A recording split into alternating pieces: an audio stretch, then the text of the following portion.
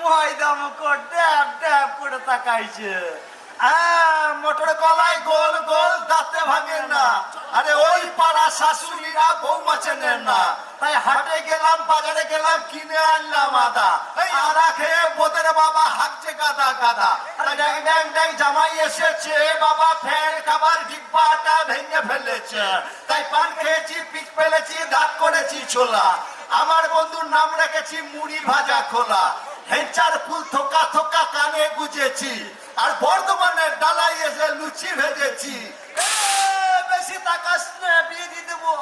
কেন